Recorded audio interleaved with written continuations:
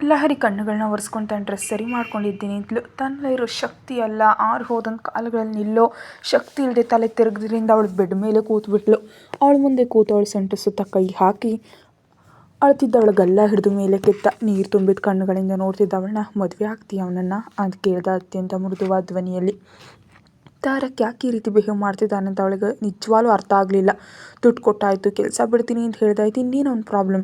ಅವ್ನ ಮಾತುಗಳು ಮತ್ತು ನಡವಳಿಕೆ ತನ್ನ ಹುಚ್ಚೇನಾಗಿ ಮಾಡಲು ಮದುವೆ ಆಗ್ತೀನಿ, ಯಾಕಂದರೆ ಅವ್ನು ನಿನ್ನ ಹಾಗೆ ರೂಡಾಗಿ ಬಿಹೇವ್ ಮಾಡಲ್ಲ, ನಿನ್ನ ಹಾಗೆ ತನ್ನ ಇಷ್ಟ ಬಂದಂಗೆ ನಡ್ಕೊಳ್ಳಲ್ಲ, ಮುಖ್ಯವಾಗಿ ಹೀಗೆ ಅಂತ ತನ್ನ ಕೈಗಳಲ್ಲಿ ಮುಖ ಬಚ್ಚಿಟ್ಕೊಂಡ್ಳು. ಅವನು ನನ್ನ ಹಾಗಿದ್ರೆ ಅವನಿಗೂ ನನಗೂ ವ್ಯತ್ಯಾಸ ಏನಿರುತ್ತೆ? ಆದರೆ ಒಂದು ಮಾತು ಹೇಳಬೇಕು, ಈ ಕ್ಷಣ ನಾನು ಅಂದ್ಕೊಂಡ್ರೆ ನಿನ್ನ ಸ್ವಂತ ಮಾಡ್ಕೊಳ್ಳೋದು ದೊಡ್ಡ ವಿಷಯನಾ ಅಂತ ನೇರವಾಗಿ ನೋಡ್ದ. ಅವನನ್ನು ತೀಕ್ಷ್ಣವಾಗಿ ನೋಡ್ತಾ, ಬಲಹೀನಳಾದ ಹೆಣ್ಣನ್ನು ಬಲವಂತವಾಗಿ ಸ್ವಂತ ಮಾಡ್ಕೊಳ್ಳೋದು ಗಂಡಸ್ತನ ಅನ್ನಿಸ್ಕೊಳ್ಳಲ್ಲ. ಹೆಣ್ಣಿನ ಮನಸ್ಸನ್ನು ಅರ್ಥ ಮಾಡ್ಕೊಂಡು ಅವಳಾಗಿ ಅವಳು ಬಂದರೆ ಸ್ವೀಕರಿಸ್ಬೇಕು ಅಂದ್ಲು. ಓ, ಹಾಗಾದರೆ ಆ ರೋಹಿತ್ ನಿನ್ನ ಅಷ್ಟೊಂದು ಅರ್ಥ ಮಾಡ್ಕೊಂಡಿದ್ದಾನ? ಅದಕ್ಕೆ ಅವನಿಗೆ ನಿನ್ನನ್ನು ನೀನೇ ಮಾರ್ಕೊಂಡು ಅರ್ಪಿಸ್ಕೊಳ್ಳೋದಕ್ಕೆ ರೆಡಿಯಾಗಿದೆಯಾ ಅಂದ. ಅವನ ಈ ದ್ವಂದ್ವ ನೀತಿಗೆ ಅವಳು ಕೋಪದಿಂದ ನೋಡಿದ್ಲು. ಅವನಿಗೆ ಹೇಳು, ನಿನ್ನ ಫಸ್ಟ್ ಕಿಸ್ ಈ ತಾರಕ್ನದು ಹಾಗೆ ಅಂತ ಇಂಟೆನ್ಸ್ ಆಗಿ ಅವಳು ಇದೇ ಭಾಗವನ್ನು ನೋಡ್ತಾ, ಫಸ್ಟ್ ಎಕ್ಸ್ಪೀರಿಯನ್ಸ್ ಕೂಡ ಅಂತಿದ್ದ ತಾರಕ್ ಕೆನ್ನಿಗೆ ಲಹರಿ ಜೋರಾಗಿ ಬಾರಿಸಿದ್ಲು. ಅವಳು ಕುತ್ತಿಗೆ ಹಿಡಿದು ಮುಂದಕ್ಕೆ ಎಳೆದು ಮತ್ತೊಮ್ಮೆ ಡೀಪ್ಲಿ ಬ್ಲಾಕ್ ಮಾಡಿ ದೀರ್ಘವಾದ ಮುತ್ತು ಕೊಟ್ಟ. ಅವನನ್ನು ಹೊಡಿತಲೇ ಇದ್ಲು, ಆದರೆ ತಾರಕ್ ಬಿಡಲಿಲ್ಲ. ಅವಳ ಕುತ್ತಿಗೆ ಮಧ್ಯೆ ಡೀಪ್ ಕಿಸ್ ಮಾಡಿ ತನ್ನ ಗುರುತಾಗಿ ಲವ್ ಬೈಟ್ ಕೊಟ್ಟ. ಹೊಡೆದಿದ್ದಕ್ಕೆ ನನಗೇನು ಕೋಪ ಇಲ್ಲ, ಯಾಕಂದರೆ ನಿನಗಿಂತ ಅತ್ಯಂತ ಅಮೂಲ್ಯವಾದದ್ದು ನನಗೆ ಸಿಕ್ಕಿದೆ ಅಲ್ವಾ ಅಂತ ಅವಳು ತುಟಿ ಹಿಡಿದು ಮುಂದಕ್ಕೆ ಎಳೆದು, ಈಗ ಹೋಗಿ ಹೇಳು ಆ ಚಮಚ ಗಿರಾಕಿಗೆ ತಾರಕ್ ನನ್ನ ಕೇವಲ ಕಿಸ್ ಮಾತ್ರ ಮಾಡಿದ್ದಾನೆ, ನಾನು ಪವಿತ್ರವಾಗಿದ್ದೀನಿ ಅಂತ. ಅವ್ನು ನಂಬಿ ಮದುವೆ ಆದರೆ ನಾನು ಅಡ್ಡ ಬರಲ್ಲ. ಒಂದು ವೇಳೆ ನಂಬಲಿಲ್ವಾ, ಆ ಸುಂದರವಾದ ಸುಳ್ಳನ್ನು ನೀನು ಮರೆಯಲಾಗದ ಅನುಭವವನ್ನಾಗಿ ಬದಲಾಯಿಸ್ತೀನಿ ಅಂದ. ಲಹರಿ ಕಣ್ಣುಗಳನ್ನ ಒರೆಸಿ, ನಿನ್ನ ಲಿಪ್ಸ್ ಟೇಸ್ಟ್ ಇಷ್ಟೊಂದು ಚೆನ್ನಾಗಿರುತ್ತೆ ಅಂತ ನನಗೆ ನಿಜವಾಗ್ಲೂ ಗೊತ್ತಿರಲಿಲ್ಲ ಅಂದ. ಅವನ ನೋಟದ ಧಾಟೆಗೆ ನೇರವಾಗಿ ನೋಡಲಾಗದೆ ಕೋಪದಿಂದ ಕೆಂಪಾಗಿದ್ದ ಮುಖವನ್ನು ಪಕ್ಕಕ್ಕೆ ತಿರುಗಿಸ್ಕೊಂಡು ಲಹರಿ ಕ್ಯಾಂಟೀನ್ ಕಾಲ್ ಮಾಡಿ ಮಿಲ್ಕ್ ಶೇಕ್ ಮತ್ತು ಸ್ನ್ಯಾಕ್ಸ್ ತರಿಸೋದಕ್ಕೆ ಹೇಳಿ ಫೇಸ್ ವಾಶ್ ಮಾಡ್ಕೊಳ್ಳೋಕೆ ತಾರಕ್ ಹೋದಾಗ ಹೊರಡಲು ನೋಡಿದ ಲಹರಿಗೆ ಡೋರ್ ಲಾಕ್ ಆಗಿರೋದು ತಿಳಿತು. ಬಾಗಿಲ ಮೇಲೆ ತನ್ನ ಕೋಪನೆಲ್ಲ ತೋರಿಸ್ತಾ ಗಟ್ಟಿಯಾಗಿ ಬಡಿಯತೊಡಗಿದ್ಲು. ಆ ರೂಮ್ ಸೌಂಡ್ ಪ್ರೂಫ್ ಆಗಿದ್ದರಿಂದ ಆ ಶಬ್ದ ಹೊರಗಡೆ ಕೇಳಿಸ್ತಿಲ್ಲ. ಕೈಗಳೆಲ್ಲ ಕೆಂಪಾಗೋದ್ವು. ಅದನ್ನು ನೋಡಿ ತಾರಕ್, ನಾನು ಕಳಿಸಿದ್ರೆ ಹೊರತು ನೀನಿಂದ ಹೋಗೋದಕ್ಕೆ ಸಾಧ್ಯ ಇಲ್ಲ ಅಂತ ನಿನ್ಗೆ ಗೊತ್ತಿಲ್ವಾ ಅಂತ ತನ್ನ ಹೇರ್ ಸೆಟ್ ಮಾಡ್ಕೊಡ್ತಾ ಕೆಳಗೆ ಕೂತಿದ್ದ ಲಹರಿನ ಎತ್ತಿ ಬೆಡ್ ಮೇಲೆ ಕೂರಿಸ್ತಾ, ಹೀಗಾದರೆ ಒಂದು ರಾತ್ರಿಗೆ ಫಸ್ಟ್ ರೌಂಡ್ಗೆ ಟಕೌಟ್ ಆಗಿಬಿಡ್ತೀಯಾ, ನಿನ್ನನ್ನು ಸ್ಟ್ರಾಂಗಾಗಿ ಬದಲಾಯಿಸಬೇಕು ಅಂತ ಅವಳ ಹಣೆ ಮೇಲೆ ಮುತ್ತು ಕೊಟ್ಟು ಜ್ಯೂಸ್ ಗ್ಲಾಸನ್ನು ಲಹರಿ ಬಾಯಿಗೆ ಹತ್ರ ತಂದ. ಅವನ್ನ ತಳ್ಳೋದಕ್ಕಾಗದೆ ಆ ಆಹಾರವನ್ನು ವೇಸ್ಟ್ ಮಾಡೋದಕ್ಕೆ ಇಷ್ಟ ಇಲ್ಲದೆ ಸುಮ್ಮನಿದ್ಲು. ಅವಳ ಪಕ್ಕದಲ್ಲಿ ಕೂತು ತಾನೇ ಕುಡಿಸಿ, ಏನಮ್ಮ ಇಂಥ ಡ್ರೆಸ್ ಹಾಕೊಂಡು ಬಂದಿದೆಯಾ, ಹೀಗೇನು ಆಫೀಸಿಗೆ ಬರೋದು ಅಂದ. ಅವನ ಮಾತುಗಳಲ್ಲಿ ಏನೋ ಹೊಸತನ ಇತ್ತು, ಮುಂಚಿನ ಥರ ಇಲ್ಲದ ಒಂದು ರೀತಿ ಸಲುಗೆ ಇತ್ತು. ತನ್ನದೇ ಎನ್ನುವಂಥ ಹತ್ತಿರದ ಭಾವನೆ ಅವನು ಪ್ರತಿ ಮಾತಿನಲ್ಲೂ ಮಾಡೋ ಕೆಲಸದಲ್ಲೂ ಅವಳಿಗೆ ಗಮನ ಬಂತು. ತುಟಿಯನ್ನು ಚಳಿಯಾಗಿ ಸ್ಪರ್ಶಿಸಿದ ಆ ಸ್ಪರ್ಶಕ್ಕೆ ಅವಳು ಎಚ್ಚರಗೊಂಡ್ಳು. ಇದನ್ನು ಕುಡಿದ್ರೆ ಇಲ್ಲಿಂದ ಒಟ್ಟು ಹೋಗ್ಬೋದು ಅಂತ ಫಾಸ್ಟಾಗಿ ಕುಡಿದು ಹೇಳ್ತಿದ್ದಾಗ ಸ್ನ್ಯಾಕ್ಸ್ ಪ್ಲೇಟ್ ಅವಳ ಕೈಯಲ್ಲಿಟ್ಟು, ತಿಂದಮೇಲೆ ಹೋಗೋ ಅಂದ. ಅವಳು ಅರ್ಧ ಬಿಟ್ಟಿದ್ದ ಗ್ಲಾಸ್ನಿಂದ ತಾನು ಸಿಪ್ ಮಾಡ್ದ. ಸಲಾಡ್ ಅರ್ಧ ತಿಂದು ಎದ್ದು ಹೊರಟೋಗ್ತಾ ಲಹರಿ ಹಿಂದಕ್ಕೆ ತಿರುಗಿ ನೋಡಿದ್ಲು. ವಿಂಡೋದಿಂದ ಹೊರಗೆ ನೋಡ್ತಿದ್ದ ತಾರಕ್ನ ಕೈ ನರಗಳು ಉಬ್ಬಿ ಕಾಣಿಸ್ತಿದ್ವು. ನೇರವಾಗಿ 1 ನಿಮಿಷ ನೋಡಿ ಅವಳು ಹೊರಟು ಹೋದ್ಲು. ಆಟೋ ಹತ್ತಿದ್ದ ಲಹರಿ ಮೇಲಕ್ಕೆ ನೋಡಿದ್ಲು. ತಾರಕನ್ನು ಹೊಡೆದ. ಅವಳು ಹೊರಟು ಹೋದ ತಕ್ಷಣ ಫೋನ್ ತೆಗೆದು ಯಾರಿಗೋ ಕಾಲ್ ಮಾಡಿ, ಲೆಟ್ಸ್ ಸ್ಟಾರ್ಟ್ ಯುವರ್ ವಾಕ್ ಅಂತ ಹೇಳಿ ಕಾಲ್ ಕಟ್ ಮಾಡ್ದ. ತಿರುಗಿದವನಿಗೆ ಲಹರಿ ಕಿವಿ ಓಲೆ ಒಂದು ಬೆಡ್ ಮೇಲೆ ಬಿದ್ದಿರೋದು ಕಾಣಿಸ್ತು. ಅದನ್ನು ತೆಗೆದುಕೊಂಡು ತನ್ನ ಪಾಕೆಟ್ನಲ್ಲಿ ಹಾಕ್ಕೊಂಡ. ದೇವಸ್ಥಾನದಲ್ಲಿ ಲಹರಿ ಆಕ್ರಂದನ.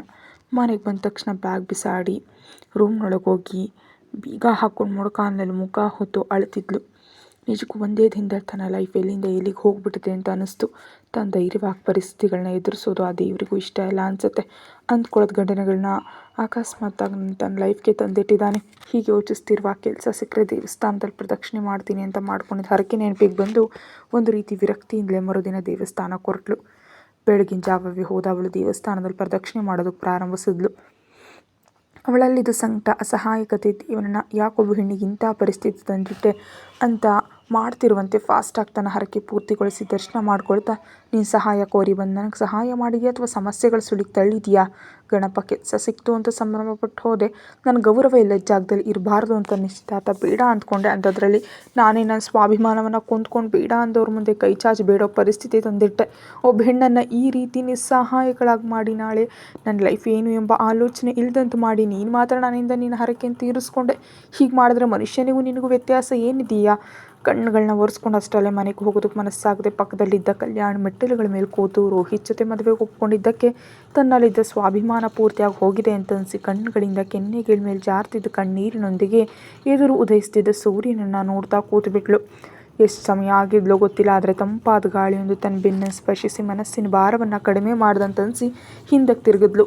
ಪ್ಯಾಂಟ್ ಪಾಕೆಟ್ನಲ್ಲಿ ಕೈಗಳನ್ನ ಇಟ್ಕೊಂಡು ಮಂಟಪದಲ್ಲಿ ನಿಂತು ಕಂಬಕ್ಕೆ ಹೊರ್ಕೊಂಡಿದ್ದ ತಾರಕ್ ಅವನ್ನ ನೋಡಿದ ತಕ್ಷಣ ಟಕ್ಕನಿದ್ಲು ನಿಂತಳು. ಇಷ್ಟಕ್ಕೆ ಮುಂಚಿನ ಥರ ನೇರವಾಗಿ ತಾರಕ್ನನ್ನು ನೋಡಬೇಕಂದ್ರೆ ಅವನು ಕೊಟ್ಟು ಆ ಮುದ್ದೆ ನೆನಪಿಗೆ ಬಂದು ಮನಸ್ಸಿಗೆ ಹೇಗೋ ಆಗ್ತಿತ್ತು. ಅವನ್ನ ನೋಡದೆ ದಾಟಿ ಹೋಗ್ತಿದ್ಲ ಹರಿಯೊಂದಿಗೆ. ನಾಳೆ ಲಾಸ್ಟ್ ಡೇಟ್, ಪೆನಾಲ್ಟಿ ಆಗಿ ನಾನು ಹಾಕಿರೋ ದುಡ್ಡನ್ನು ಕಟ್ತಿದ್ರೆ ನೀನು ಕೊಡೋ ಪನಿಷ್ಮೆಂಟ್ ನೀನು ಊಹಿಸೋದಕ್ಕೂ ಕೂಡ ಸಾಧ್ಯ ಇಲ್ಲಲ್ಲ ಹರಿ. ನಿಮ್ಗೆ ನನ್ನಿಂದ ನಷ್ಟ ಆಗಿದೆ ಒಪ್ಕೊಳ್ತೀನಿ, ಆದರೆ ನನ್ನ ಪರಿಸ್ಥಿತಿಯನ್ನು ಕೂಡ ಅರ್ಥ ಮಾಡ್ಕೊಳ್ಳೋದಕ್ಕೆ ಪ್ರಯತ್ನಿಸಿ. ತಂದೆ ಹಾಸಿಗೆಯಿಂದ ಕದಲಾಗದ ಪರಿಸ್ಥಿತಿಯಲ್ಲಿದ್ದಾರೆ. ಅಮ್ಮನಿಗೆ ಮನೆಯೇ ಪ್ರಪಂಚ, ತಮ್ಮ ಇನ್ನು ಚಿಕ್ಕವನು, ಈಗ ನನ್ನ ಕೆಲಸ ಕೂಡ ಒಟ್ಟು ಹೋಗಿದೆ. ಇಷ್ಟೊಂದು ದುಡ್ಡನ್ನು ನಾನು ಹೇಗೆ ಕಟ್ಟಲಿ? ನೀನು ಮದುವೆ ಆಗ್ಬೇಕು ಅಂದ್ಕೊಂಡಿರೋನ ಹತ್ರ ಕೋಟಿಗಟ್ಟಲೆ ದುಡ್ಡಿದೆಯಲ್ಲ ಲಹರಿ. ನಿನ್ನ ಮೇಲೆ ಪ್ರೀತಿ ಹುಚ್ಚು ಪ್ರಾಣ, ನಿಮ್ಮ ತಂದೆಗೆ ಪ್ರಾಣ ಕೊಟ್ಟು ಪ್ರಾಣದಾತ ಅಲ್ವಾ? ನಿನಗಾಗಿ ಈ ಮಾತ್ರ ಮಾಡಲ್ವಾ? ಮದುವೆ ಆದಮೇಲೆ ಮಾಡಿದ್ರೆ ಅರ್ಥ ಇದೆ, ಮದುವೆ ಆಗದೆ ಕೊಟ್ಟರೆ ಅಂತಿದ್ದ ಲಹರಿ ಕೆನ್ನೆಗಳನ್ನ ಒತ್ತಾ. ಅವನೊಂದಿಗೆ ಮದುವೆಗೆ ರೆಡಿ ಆಗಿದೆಯಾ ಅಲ್ವಾ ಅಂದ ತನ್ನ ದವಡೆಗಳನ್ನ ಕಡೀತ. ನನಗಾಗಿ ಅಷ್ಟೊಂದು ಮಾಡಿದವನಿಗಾಗಿ ನಾನು ನನ್ನ ಲೈಫ್ ಕೊಟ್ಟರೆ ತಪ್ಪೇನಿದೆ? ಆ ದಿನ ಅವನು ಕರೆಕ್ಟ್ ಟೈಮ್ ದುಡ್ಡು ಕೊಟ್ಟಿದ್ದಿದ್ರೆ ಈ ದಿನ ನನಗೆ ನನ್ನ ತಂದೆ ಇರ್ತಿರ್ಲಿಲ್ಲ. ಅದಕ್ಕೆ ನೀನು ಮಾರ್ಕೊಂಬಿಟ್ಟು ಅದಕ್ಕೆ ನೀವು ಹೇಗೆ ಅಂದ್ಕೊಂಡ್ರು ನನಗೇನು ನಷ್ಟ ಇಲ್ಲ. ನಿಮ್ಮ ದುಡ್ಡು ಎಗರಿಸಿ ಎಲ್ಲೂ ಹೋಗಲ್ಲ. ಒಂದು ಪೈಸೆಯು ಸಹಿತ ಕಟ್ಟು ಆಮೇಲೆ ಹೋಗ್ತೀನಿ ಅತ್ತೆ ಮನೆಗೆ ಅಂತಲಿಂದ ಹೊರಟೋದ್ಲು. ಖಳನಾಯಕನ ನೋಟದೊಂದಿಗೆ ಹಾಗೂ ಸ್ಯಾಡಿಸ್ಟಿಕ್ ನಗುವಿನೊಂದಿಗೆ ಲಹರಿ ಸೊಂಟದ ಮೇಲೆ ಆಡ್ತಿದ್ದ ಜಡೆಯನ್ನು ನೋಡ್ತಾ, ಜೀವನದಲ್ಲಿ ಅವನ ಹೆಸರಷ್ಟಿಲ್ಲ ಮತ್ತೊಬ್ಬನ ನೆನೆಯದಂತೆ ನಿನಗೆ ಬುದ್ಧಿ ಕಲಿಸ್ತೀನಿ ನೋಡು ಅಂತ ಅವಳ ಹಿಂದೆ ಹೋದ ತಾರಕ್ಕೆ ಲಹರಿ ಮುಂದೆ ಬಂದು ನಿಂತ ಕಾರ್ನಿಂದ ಇಳಿತಿದ್ದ ರೋಹಿತ್ ಕಾಣಿಸ್ತಾ. ತನಗೆ ತಿಳಿಯದೆ ತಾರಕ್ನನ್ನ ಭಯದಿಂದ ನೋಡಿದ್ಲವಳು. ಅವಳನ್ನ ನೇರವಾಗಿ ನೋಡ್ತಾ ಮುಂದಕ್ಕೆ ಹೋದ. ಏನು ಲಹರಿ ಇಷ್ಟು ಬೆಳಗ್ಗೆನೇ ದೇವಸ್ಥಾನದಲ್ಲಿ ಅಂತ ಕೇಳ್ತಾ ತಾರಕ್ನನ್ನ ನೋಡ್ದ ಅವನು. ಸಣ್ಣ ಹರಕೆ ಇತ್ತು, ತೀರಿಸ್ಕೊಂಡೆ. ನೀನೇನಿಲ್ಲಿ? ನಾಳೆ ನಮ್ಮ ಮನೆಯಲ್ಲಿ ಲಗ್ನ ಪತ್ರಿಕೆ ಓದೋಕ್ಕೆ ಮುಹೂರ್ತ ಇಟ್ಟಿದ್ದಾರಮ್ಮ. ಆ ವಿಷಯ ಮಾವನವ್ರಿಗೆ ಹೇಳೋದು ಕಳಿಸಿದ್ರು ಅಂತಿರುವಾಗ ನಡೆಯೋದ ಮದುವೆಗೆ ಈ ಆರಾಟ ಯಾಕೆ ಅನ್ನೋ ತಾರಕ್ ಧ್ವನಿ ಕೇಳಿಸಿ ಸರಕ್ಕನ್ನು ಬುರಿದು ನೋಡ್ದ ರೋಹಿತ್ನ ಫೈನಾನ್ಸ್ ಸಂಸ್ಥೆ ಪತನ. ತಾರಕ್ ಫೋನ್ನಲ್ಲಿ ಮಾತಾಡ್ತಿದ್ದಾಗ ಅವನೇನಿಲ್ಲಿ ಅಂತಂದ ಕೋಪದಿಂದ. ರೋಹಿತ್ ಗೊತ್ತಿಲ್ಲ ಅಂದ್ಲು. ನಿನಗೆ ಗೊತ್ತಿಲ್ಲದೆ ಅವನಿಲ್ಲಿದ್ದಾನಾ ಅಂತ ಹಲ್ಲು ಕಡ್ದ ರೋಹಿತ್. ನಿಜವಾಗಿಯೂ ನನಗೆ ಗೊತ್ತಿಲ್ಲ ರೋಹಿತ್, ಪೆನಾಲ್ಟಿ ಮನಿ ಕಟ್ಟುವಂತೆ ವಾರ್ನಿಂಗ್ ಕೊಟ್ಟಿದ್ದಾನೆ ಅಂದ್ಲು. ಇದೆಲ್ಲ ನೀನು ನನ್ನ ಜೊತೆ ಮದುವೆಗೆ ಒಪ್ಕೊಂಡಿದ್ಯಾ ಅಂತ ಅವನಿಗೆ ಹೊಟ್ಟೆಯುರಿ ಮತ್ತು ಕೋಪ ಅಂತ ಹೇಳಿ ತಾರಕ್ ಮುಂದೆ ಹೋಗಿ, ಯಾಕೊಬ್ಬ ಹೆಣ್ಣನ್ನು ಪದೇ ಪದೇ ಕಾಡ್ತಿದ್ಯಾ? ನಿಂಗೆ ದುಡ್ಡೇ ತಾನೇ ಬೇಕು, ನಾಳೆಯೊಳಗೆ ಇಡೀ ಮೊತ್ತವನ್ನು ಹಣ ಪೈಸೆ ಸಹಿತ ತೀರಿಸ್ಬಿಡ್ತೀನಿ ನೋಡು ಅಂತ ಹೆಮ್ಮೆಯಿಂದ ಹೇಳ್ತಿದ್ದಾಗ, ಹೌದಾ ನೋಡೋಣ ಬಿಡು ಅಂದ ತನ್ನ ಕಣ್ಣಿನ ಗ್ಲಾಸಸನ್ನು ಸರಿ ಮಾಡ್ಕೊಳ್ತಾ. ನೋಡೋಣ ಅಂತಂದ ಪದದಲ್ಲಿ ವ್ಯಂಗ್ಯವಾಗಿ ತುಂಬಿದ್ರಿಂದ ರೋಹಿತ್ಗೆ ಎಲ್ಲೋ ತೊಂದರೆ ಅನ್ನಿಸ್ತು. ಆದರೂ ಲಹರಿ ಮುಂದೆ ತಾನು ತಗ್ಬಾರ್ದು ಅಂದ್ಕೊಳ್ತಾ, ಇಂಥವ್ರಿಗೆ ಎದುರಿನವ್ರ ಸಂಕಟ ಅರ್ಥ ಆಗಲ್ಲ. ಲಹರಿ ಫುಲ್ ಮನಿ ಮೈಂಡೆಡ್, ದುಡ್ಡಿಗಾಗಿ ಎಂಥ ಟಾರ್ಚರ್ ಬೇಕಿದ್ರೂ ಮಾಡ್ತಾರೆ ಅಂತ ಅವಳ ಕೈ ಹಿಡಿದು ಕಾರ್ನೊಳಗೆ ತಳ್ಳುವಾಗ ಅವಳ ಮೊಣಕೈ ತಗಲಿ ಅಮ್ಮ ಅಂದ್ಲು ಲಹರಿ. ಸಾರಿ ನೋಡಿಲ್ಲ, ಎಲ್ಲಾದರೂ ನೋವಾಗ್ತಿದೆಯಾ ಅಂತ ಕೈ ಸವರಲು ಬರ್ತಿದ್ರೆ, ಏನೂ ಆಗಿಲ್ಲ ಅಂತ ತಡೆದು ಕಾರಿನ ಬಾಗಿಲು ಮುಚ್ಚಿದ್ಲು. ಸೀಟಿನಲ್ಲಿ ಕೂತು ರೋಹಿತ್ ತಾರಕ್ ಲಹರಿಯನ್ನೇ ನೋಡ್ತಿರೋದನ್ನು ಕಂಡು ಮೈ ಉರಿದು ಫಾಸ್ಟಾಗಿ ಕಾರ್ ಓಡಿಸ್ದ. ಒಂದು ರೀತಿ ಕೆಟ್ಟ ನಗುವಿನೊಂದಿಗೆ ಅವರ ಕಾರನ್ನು ಫಾಲೋ ಮಾಡಿದ ತಾರಕ್ ಅರ್ಧ ದಾರಿವರೆಗೂ ರೋಹಿತ್ನ ತಲೆಯನ್ನು ಕೆಡಿಸಿ ಅವನಿಗೆ ಹುಚ್ಚು ಇಡಿಸಿ ಆಮೇಲೆ ತನ್ನ ಆಫೀಸ್ ಹಾದಿ ಹಿಡಿದ ತಾರಕ್. ಅವನು ನಿನ್ನೊಂದಿಗೆ ಮಿಸ್ಬಿಹೇವ್ ಏನಾದರೂ ಮಾಡಿದ್ನಾ ಅಂತ ಕೇಳ್ದ ರೋಹಿತ್. ಇಲ್ಲ ಅದೇನಿಲ್ಲ ಅಂತಿದ್ದ ಲಹರಿ ಕುತ್ತಿಗೆ ಮೇಲಿದ್ದ ಕೆಂಪಗಿನ ಕಲೆಯೊಂದನ್ನು ನೋಡಿ, ಏನಾಯ್ತು ಇಲ್ಲಿ ಅಂದ. ಲಹರಿ ಗುಂಡ್ಗೆ ಚೆಲ್ಲಂತು. ಕುತ್ತಿಗೆ ಸವರ್ತಾ ಏನಾಯಿತು ಅಂದ್ಲು. ಯಾವುದೋ ಕಚ್ಚಿದಂತೆ ಕೆಂಪಗಾಗಿದೆ, ಅದು ಯಾವುದೋ ಹುಳ ಕಚ್ಚಿರ್ಬೇಕು ಬಿಡು, ಏನೂ ಆಗಿಲ್ಲ ಅಂತಿದ್ದ ಅವಳನ್ನು ಅನುಮಾನದಿಂದ ನೋಡ್ತಿರುವಷ್ಟರಲ್ಲೇ ಮನೆ ಬರಲು ನಾನು ಇಳಿದು ಅಮ್ಮನವ್ರಿಗೆ ಹೇಳ್ತೀನಿ, ನೀನು ಹೊರಡು ರೋಹಿತ್ ಅಂದ್ಲು. ಅಷ್ಟರಲ್ಲೇ ತಾಯಿ ನಳಿನಿದೇವಿ ಫೋನ್ ಮಾಡಿದ್ರಿಂದ ಸರಿ ನೀನು ಹೋಗು ಅಂತ ಫೋನ್ ಲಿಫ್ಟ್ ಮಾಡಿ ಹಲೋ ಅಂತ ಹೊರಟು ಹೋದ. ರೋಹಿತ್ಗೆ ಸಾಫ್ಟ್ವೇರ್ ಬಿಸ್ನೆಸ್ ಜೊತೆ ಫೈನಾನ್ಸ್ ಸಂಸ್ಥೆ ಕೂಡ ಇತ್ತು. ಆಫೀಸ್ನಲ್ಲೆಲ್ಲ ಗೊಂದಲ ಸೃಷ್ಟಿಯಾಗಿತ್ತು. ಅವನ ಫೈನಾನ್ಸ್ ಆಫೀಸ್ ಮುಂದೆ ಜನರು ಗುಂಪಾಗಿ ಬಂದು ನಿಂತಿದ್ರು. ಕೆಲವು ಜನರು ಕಲ್ಲುಗಳಿಂದ ಆಫೀಸ್ ಗ್ಲಾಸ್ಗಳನ್ನ ಹೊಡಿತಿದ್ರು, ಇನ್ನು ಕೆಲವರು ಕೋಲ್ಗಳಿಂದ ಅಲ್ಲಿದ್ದ ಫರ್ನಿಚರ್ ಎಲ್ಲವನ್ನ ಧ್ವಂಸ ಮಾಡ್ತಿದ್ರು. ಹಿಂದಿನ ಗೇಟ್ನಿಂದ ಬಂದ ರೋಹಿತ್ ಮ್ಯಾನೇಜರ್ನ ಕರೆದು ಏನಾಯಿತು ಅಂತ ಕೇಳ್ದ. ಸರ್ ನಾವು ಕಂಪ್ನಿ ಮುಚ್ಚಿಸ್ತಿದ್ದೀವಿ ಅಂತ ಕಸ್ಟಮರ್ಸ್ಗೆ ಯಾರೋ ತಪ್ಪು ಇನ್ಫಾರ್ಮೇಷನ್ ಕೊಟ್ಟಿದ್ದಾರೆ ಸರ್. ಒಂದೇ ಬಾರಿ ಎಲ್ಲರೂ ನಮ್ಮ ದುಡ್ಡು ನಮಗೆ ಬೇಕು ಅಂತ ಆಫೀಸ್ ಸುತ್ತುವರೆದಿದ್ದಾರೆ.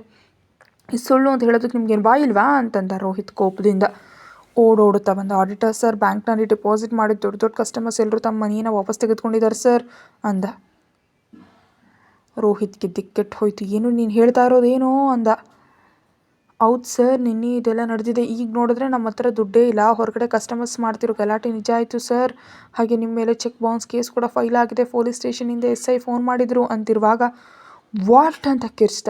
ಅಷ್ಟರಲ್ಲಿ ರೋಹಿತ್ ಫೋನ್ ರಿಂಗ್ ಆಯಿತು. ನಂಬರ್ ನೋಡಿದ್ಲ. ಅವನ ವಿಷಯ ಅರ್ಥ ಆಗಿ ಲಿಫ್ಟ್ ಮಾಡ್ದ. ಏನೋ ರೋಹಿತ್, ನಾಳೆಯೊಳಗೆ ನಾನು ಅಮೌಂಟ್ ಕಟ್ಬಿಡ್ತೀನಿ ಅಂತ ನಿನ್ನ ಪ್ರೇಯಸಿ ಮುಂದೆ ಪ್ರಾಮಿಸ್ ಮಾಡಿದೆ ಅಲ್ವಾ, ಏನೋ ಇನ್ನೂ ಬರಲಿಲ್ಲ ಅಂದ ತಾರಕ್. ಇದೆಲ್ಲ ಮಾಡಿದ ನೀನಾ ಅಂತ ಪಕ್ಕದಲ್ಲಿದ್ದ ಟೇಬಲನ್ನು ಜೋರಾಗಿ ಒದಿತಾ ಕೇಳಿದ ರೋಹಿತ್. ನಾ ಕೆಣಕೋ ಕೆಲಸ ಮಾಡಿದ್ರೆ ನನಗೆ ಹೀಗೆ ಕೋಪ ಬರೋದು ರೋಹಿತ್. ಈಗ ಹೋಗಿ ನೀನು ಪ್ರಿಯಸಿ ಜೊತೆಯಲ್ಲೇ ಕೂತು ಅಳು ಅಂತ ಕಾಲ್ ಕಟ್ ಮಾಡ್ದ. ಹಲೋ ತಾರಕ್ ಅಂತ ಕಿರಿಸ್ತಿದ್ರು. ಆ ಕಡೆಯಿಂದ ಫೋನ್ ಕಟ್ ಆಗಿಬಿಟ್ಟಿತ್ತು. ಲಹರಿ ತನ್ನ ಅಮ್ಮ ಅಪ್ಪ ಮತ್ತು ತಮ್ಮನೊಂದಿಗೆ ರೋಹಿತ್ ಮನೆಗೆ ಬಂದಿದ್ಲು. ಬಂದವರೆಲ್ಲರಿಗೂ ಈಕೆ ಸೊಸೆ ಅಂತ ತನ್ನ ಮಾತು ಕೇಳಿಯೇ ಕೆಲಸ ಕೂಡ ಬಿಟ್ಟಿದ್ದಾಳೆ ಅಂತ ನಳಿನಿ ದೇವಿಯವರು ಹೆಮ್ಮೆಯಿಂದ ಹೇಳ್ತಿದ್ದಾಗ ಬಂದ ರೋಹಿತ್ ನಡೆದ ವಿಷಯನೆಲ್ಲ ಹಾನಲ್ಲಿದ್ದ ತಾಯಿಗೆ ತಿಳಿಸ್ದ. ಅಷ್ಟೇ ಅಲ್ಲಿದ್ದವರೆಲ್ಲ ಬಾಯಿ ಮೇಲೆ ಬೆರಳಿಟ್ಟುಕೊಂಡು ಇದೇನಿದು, ಲಗ್ನ ಪತ್ರಿಕೆ ಓದೇ ಇಲ್ಲ, ಅಷ್ಟರಲ್ಲೇ ಇಷ್ಟೊಂದು ನಷ್ಟ ಆಯ್ತಾ? ಅಬ್ಬಾ, ಈ ಹುಡುಗಿ ಕಾಲಿನ ಮಹಿಮೆ ಎಂಥದ್ದೋ, ಇಂಥ ಹುಡುಗಿನ ಸೊಸೆ ಆಗ್ತಂದ್ರೆ ಆ ಮನೆ ಸರ್ವನಾಶವೇ ಅಂದ್ಲು ರೋಹಿತ್ನ ಚಿಕ್ಕಮ್ಮ ಆಗಬೇಕಾದ ಆಂಟಿ ಒಬ್ಬಳು. ನಿಜ ಕಣಮ್ಮಿ, ಹೀಗೆ ಮನೆಯೊಳಗೆ ಕಾಲಿಟ್ಲೋ ಇಲ್ವೋ ಇಷ್ಟೊಂದು ನಷ್ಟ. ಇನ್ನು ಮದುವೆ ಮುಹೂರ್ತ ಇಟ್ಕೊಂಡು ಮದುವೆ ಆಗೋಷ್ಟರಲ್ಲಿ ಪ್ರಾಣಗಳೇ ಹೋಗುತ್ತವೋ ಏನೋ. ನಳಿನಿ, ನೀನು ಇಂಥ ಹುಡುಗಿಯನ್ನ ಮುನ್ಸೂಚನೆ ಇಲ್ಲದೆ ಹೇಗೆ ಒಪ್ಕೊಂಡ್ಬಿಟ್ಟೆ ಅಂದ್ಲು ದೊಡ್ಡಮ್ಮ ಆಗಬೇಕಾದ ಇನ್ನೊಬ್ಳು ಮಹಿಳೆ. ಇದರಲ್ಲಿ ಅವಳದೇನು ತಪ್ಪಿಲ್ಲ ಅಮ್ಮ, ಎಲ್ಲವನ್ನ ತಾರಕ್ ಮಾಡಿದ್ದಾನೆ, ಅವನೇ ನನ್ನ ಬಿಸ್ನೆಸ್ಸನ್ನು ಈ ರೀತಿ ಮಾಡಿದ್ದು ಎನ್ನಲಾಗಿದ್ದರಿಂದ ಲಹರಿ ಮುಖದಲ್ಲಿ ರಕ್ತದ ಹನಿಯೇ ಇಲ್ಲದಂತಾಯಿತು. ತನ್ನ ಕಾರಣದಿಂದಲೇ ತಾರಕ್ ರೋಹಿತ್ ಮೇಲಾಗಿ ಸಾಧಿಸ್ತಿದ್ದಾನೆ, ಈಗ ತನ್ನನ್ನು ಎಲ್ಲರ ಮುಂದೆ ಇಷ್ಟೊಂದು ಮಾತಾಡಿಸ್ತಿದ್ದಾನೆ ಅಂದ್ಕೊಂಡ ತಕ್ಷಣ ಸಂಕಟ, ದುಃಖ, ಆವೇಶ ಅವನ್ನ ಆವರಿಸ್ಕೊಂಡ್ವು. ಕಣ್ಣೀರನ್ನ ಒರೆಸ್ಕೊಡ್ತಾ, ರೋಹಿತ್, ನನ್ನಿಂದ ನಿನಗೆ ಈ ನಷ್ಟ ಉಂಟಾಗಿದೆ ಅಲ್ವಾ, ಅದಕ್ಕೆ ಜವಾಬ್ದಾರಿ ನಾನೇ. ನನಗೆ ಒಂದಿನ ಟೈಮ್ ಕೊಡು, ಹೇಗಾದರೂ ಮಾಡಿ ನನ್ನಿಂದ ನೀನು ಕಳೆದುಕೊಂಡು ದುಡ್ಡನ್ನು ಮರಳಿ ನಿಂಗೆ ಸಿಗುವಂತೆ ಮಾಡ್ತೀನಿ. ಅದು ತನ್ನ ಅಮ್ಮ ಅಪ್ಪನನ್ನು ನೋಡಿ, ನೀವು ಮನೆಗೆ ಹೋಗಿ ನಾನು ಮತ್ತೆ ಬರ್ತೀನಿ ಅಂತ ಹೊರಗೆ ಏನೋ ಬಂದ್ಲು, ಆದರೆ ಏನು ಮಾಡಬೇಕಂತ ಗೊತ್ತಿಲ್ಲ. ಹಿಂದೆ ಬಂದ ರೋಹಿತ್, ಲಹರಿ ಎಲ್ಲಿಗೆ ಹೊರಟೆ ಎಂದ. ತಾರಕ್ ಹತ್ರ. ನೀನು ಹೋದರೆ ಮಾತ್ರ ಅವನೇನೋ ನನಗೆ ಹೆಲ್ಪ್ ಮಾಡಲ್ಲ ಲಹರಿ, ಅವನ ಕೋಪ ಪಂತ ಹಾಗೆ ನನ್ನ ಮೇಲಾದರೆ ನಿನ್ನ ಮೇಲಲ್ಲ. ಅದು ಅಲ್ಲದೆ ಕೆಲಸ ಬಿಟ್ಟು ಮತ್ತೆ ನೀನು ಅಲ್ಲಿಗೆ ಹೋದರೆ ನನಗೆ ಸಣ್ಣತನ ಅನಿಸುತ್ತೆ. ಹೋಗ್ಬಿಡಲ್ಲ ಹರಿ, ನನಗೆ ನೀನು ಇಂಪಾರ್ಟೆಂಟ್, ಆದರೆ ಅದು ದುಡ್ಡಲ್ಲ. ನಾನೇ ಹೇಗಾದರೂ ನನ್ನ ಫ್ರೆಂಡ್ಸ್ ಹತ್ರ ಕೇಳಿ ಮನೆ ಅರೇಂಜ್ ಮಾಡ್ತೀನಿ. ಇಲ್ಲಿವರೆಗೆ ನಮಗಾಗಿ ತುಂಬ ಖರ್ಚು ಮಾಡಿದೆ ರೋಹಿತ್. ನಿನ್ನೊಂದಿಗೆ ನಾನು ಮದುವೆ ಬೇಡ ಅಂದರೂ ಕಷ್ಟ ಸಮಯದಲ್ಲಿ ನಂಗೆ ಸಹಾಯ ಮಾಡಿದೆ, ನಮ್ಮ ತಂದೆ ಪ್ರಾಣ ಉಳಿಸ್ದೆ ಅಂತದ್ರಲ್ಲಿ ಈಗ ನಿನ್ನ ಲೈಫ್ ನನ್ನಿಂದಲೇ ನಾಶ ಆಗ್ತಿದ್ರೆ ನೋಡ್ತಾ ಸುಮ್ಮನೆ ಇರೋದಕ್ಕೆ ಸಾಧ್ಯ ಇಲ್ಲ. ಲಾಸ್ಟ್ ಚಾನ್ಸ್ ಆಗಿ ಕೇಳಿ ಬರ್ತೀನಿ, ನಿನ್ನ ಮದುವೆಯಾಗೋ ಹುಡುಗಿಯಾಗಿ ಅವನು ನನ್ನ ಮೇಲೆ ಕರುಣೆ ತೋರಿಸಿ ಮನಸ್ಸು ಬದಲಾಯಿಸ್ತಾನೋ ಏನೋ ಕೇಳಿ ಬರ್ತೀನಿ ಎಂದ್ಲು. ನಷ್ಟ ಏನು ಕಡಿಮೆ ಇರಲಿಲ್ಲ. ರೋಹಿತ್ಗೆ ಲಹರಿ ಮತ್ತು ದುಡ್ಡು ಎರಡೂ ಬೇಕಿತ್ತು. ಒಂದು ವೇಳೆ ಲಹರಿ ಮಾತಿನಂತೆ ತಾರಕ್ ತೆಗೆದ್ರೆ ತನ್ನ ಕಂಪ್ನಿ ನಷ್ಟದಿಂದ ಹೊರಬರುತ್ತೆ ಅಂತ ಯೋಚಿಸಿ, ಸರಿ ಹೋಗು, ನಾನು ಹೋಗಿ ಅಮ್ಮನಿಗೆ ಸಮಾಧಾನ ಮಾಡ್ತೀನಿ ಅಂತ ಹೊರಟ. ಕ್ಯಾಬ್ ಮಾಡಿಕೊಂಡು ಹೋದ್ಲು ಲಹರಿ ತಾರಕ್ ಆಫೀಸ್ಗೆ. ರಿಸೆಪ್ಷನಿಸ್ಟ್, ಸರಿಲ್ಲ ಮೇಡಮ್, ಫ್ರೆಂಡ್ಸ್ ಬಂದಿಂದ ಫಾರ್ಮ್ ಹೌಸ್ನಲ್ಲಿ ಪಾರ್ಟಿಯಲ್ಲಿದ್ದಾರೆ ಅಂತ ಅಂದ್ಲು. ಅದು ಎಲ್ಲಿದೆ ಅಂತ ಹೇಳಿ ನಿಲ್ಲಿಸಿದ ಕ್ಯಾಬ್ನಲ್ಲೇ ಹೊರಟ್ಲು. ಕ್ಯಾಬ್ ಇಳಿದ ಲಹರಿ ಪ್ರಶಾಂತವಾಗಿದ್ದ ಆ ವಾತಾವರಣವನ್ನು ನೋಡಿ ಕ್ಯಾಬ್ಗೆ ದುಡ್ಡು ಕೊಟ್ಲು. ಇನ್ನೊಬ್ಬ ಕಸ್ಟಮರ್ ಇದ್ದಿದ್ದರಿಂದ ಕ್ಯಾಬ್ ಹೋಯಿತು. ನಿಶ್ಶಬ್ದವಾಗಿದ್ದ ಆ ಮನೆ ಕಡೆ ಬರ್ತಿದ್ದ ಲಹರಿಯನ್ನು ನೋಡಿ, ಯಾರು ಬೇಕಮ್ಮ ಅಂತ ಕೇಳಿದ್ರು ವಾಚ್ಮ್ಯಾನ್.